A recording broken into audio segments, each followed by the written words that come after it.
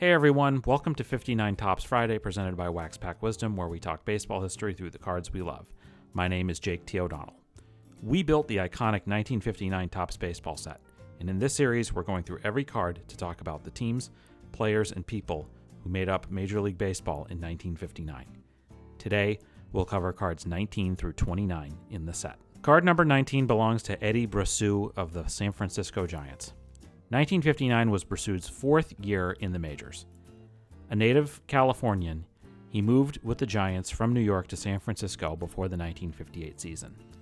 Bressoud spent 12 seasons in the majors, mostly as a backup shortstop, except for a few years as a starter for the Red Sox. His best year was 1964 when he made the AL All-Star team and hit .293 with a .372 on-base percentage. Coincidentally, he wrapped up his career after appearing in 2 games for the victorious St. Louis Cardinals in the 1967 World Series against the Red Sox. He later was a minor league manager and scout for the Angels. Card number 20 belongs to Duke Snider of the Los Angeles Dodgers. 1959 was the 13th year in the big leagues for Snider. Up until 1958, New York City hosted 3 major league teams, and the debate often raged about which team had the best center fielder. Was it Mickey Mantle, Willie Mays, or Duke Snider? Snider might have been on the short end of those debates, and that's too bad, because Duke Snider was one of the finest players of his era. Born in Los Angeles, he cemented himself as the everyday center fielder in 1949 and was a key cog in a Dodgers team stuffed with legendary stars that consistently found itself in the World Series, but couldn't quite get over the hump.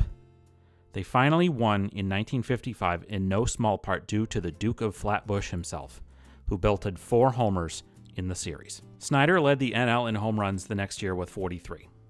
He'd win his second ring with the Dodgers in 1959 after the move to his hometown, socking a homer off early win in the decisive Game 6. All told, Snider played 18 years in the majors. He hit 407 homers. He batted .295 and made 8 NL All-Star teams and finished top 10 in the NL MVP balloting 6 times. After 10 years of rejection by the baseball writers, he was finally elected to the Baseball Hall of Fame in 1980. At the time of his passing in 2011, Duke Snider was the last living Brooklyn Dodger to be on the field for their 1955 World Series victory. Card number 21 belongs to Connie Johnson of the Baltimore Orioles. Johnson pitched in 11 major league seasons between the Negro Leagues and the American League, but only appeared in the minors in 1959 and 1960 before retiring. Johnson's career started in 1940 at the age of 17, pitching for the Toledo Crawfords of the Negro American League. He then pitched 2 seasons alongside Satchel Paige for the Kansas City Monarchs before serving in the Army in World War II. He pitched several more years in the Negro Leagues in Canada before making his debut with the White Sox in 1953. He made his way to Baltimore in 1956 and was a mainstay in their rotation through 1958. Card number 22 belongs to Al Smith of the Chicago White Sox. 1959 was Smith's 10th major league season between the Negro Leagues and the American League. Born in Missouri, Smith opened his professional career playing parts of 3 seasons with the Cleveland Buckeyes. He made his American League debut with the Indians in 1953 and was a key member of the 111-win team in 1954, appearing in games at 4 different positions and clubbing a homer in the World Series. The next year, Smith led the AL in runs scored with 123 and finished 3rd in American League MVP voting. One thing Smith may be best remembered for took place while playing for the White Sox in the 1959 World Series. During Game 2 at Comiskey Park, Smith chased a long Charlie Neal drive to the fence in left field, only to watch it land in the stands for a homer. A fan attempting to catch the homer accidentally spilled their beer over the fence and onto Smith's head, a moment captured for eternity by an AP photographer. You can find a link to the picture in this episode's description. Card number 23 belongs to Murry Dickson of the New York Yankees. This would be Dixon's 18th and final year in the majors. Dixon only made 1 All-Star team in his career, but still managed to throw over 3,000 big league innings and won 3 world championships, including as a leading arm for the Cardinals in 1946 and out of Casey Stengel's Yankees bullpen in 1958. Dixon got by on trying new things with his pitches and his delivery. His longtime manager, Eddie Dyer, nicknamed him Tom Edison Jr. because of his inventiveness. He did not actually appear with the Yankees in 1959. Dixon was sold to the Athletics before the season. He appeared in 38 games for them and then called it a career. Card number 24 belongs to Red Wilson of the Detroit Tigers. 1959 was Wilson's 9th season in the majors. Prior to his pro baseball career, Wilson was a two-sport star for the University of Wisconsin Badgers, playing both center and end for the football squad. Wilson was in fact drafted in 1950 by the Cleveland Browns, but he chose to play baseball instead. He spent most of his time in the bigs as a light-hitting backup catcher for the White Sox, Tigers, and Indians, with 1958 representing his best year. He hit .299 with a .373 on-base percentage in 102 games for Detroit.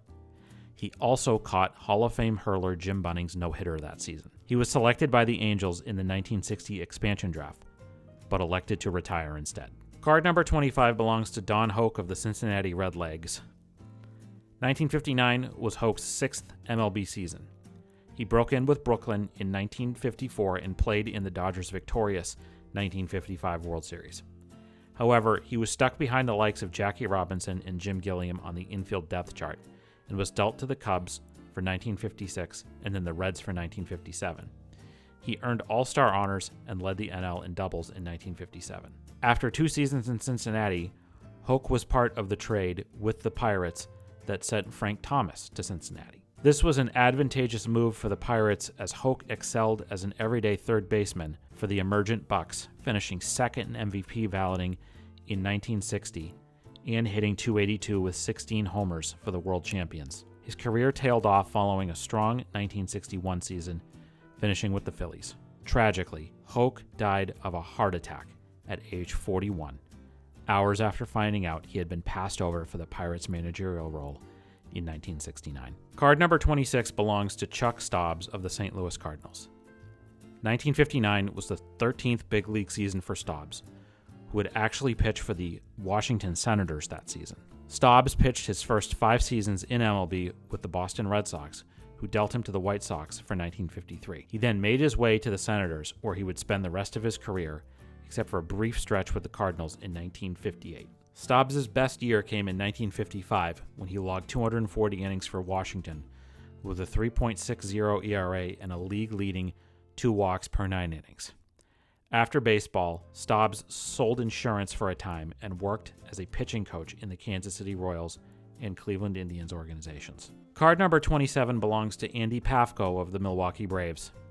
This was the 17th and final big league season for Pafko in 1959. A prolific center fielder on many excellent teams, Pafko was a 5-time National League All-Star, finished 4th in NL MVP balloting in 1945, and won the 1957 World Series with the Braves. Starting off mostly as a singles hitter, Pafko developed power and hit a career-high 36 home runs in his final year with the Cubs in 1950. He spent parts of 2 years with the Dodgers before heading off to Milwaukee for the remainder of his career. Pafko notably had the number 1 card in the first major issue Topps set in 1952. He was elected to the Cubs Hall of Fame and later earned a spot on the Cubs All-Century team in 1999.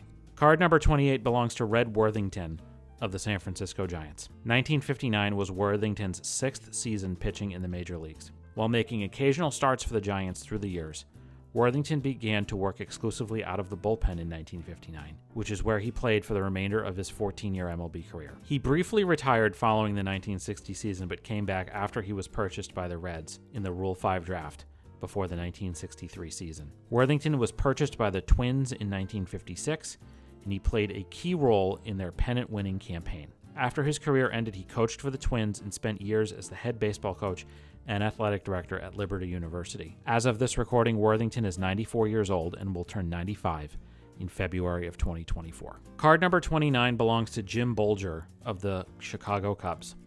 1959 was Bolger's 7th and last season in the majors. He spent most of his career as a backup outfielder with the Reds, Cubs, and in 1959, the Indians and Phillies. Bolger was a Cincinnati native and signed his first professional contract with the Reds as a phenom high school outfielder in 1950. He made his pro debut with the Reds a few days later, but never stuck as a regular for his hometown team and eventually made his way to the Cubs. His best season was 1957, when he played 112 games for the Cubs and hit .275. He played full 3 seasons in the minors after 1959 and then retired. That's going to do it for this edition of 59 Tops Friday on Wax Pack Wisdom. Do you have a story about one of the people, players, or teams we discussed today? Let us know in the comments. We'd love to hear it. If you enjoyed this video, please give it a like and subscribe to our channel so you don't miss any of our Wax Pack Wisdom content. In the video description, you will find our source material for this episode, links to where you can follow us on all social media channels, as well as a list of our favorite nonprofits and charities. Please consider a donation to one of them if you enjoyed this content. We'll see you next time on Wax Pack Wisdom. Thanks very much for watching, and take care.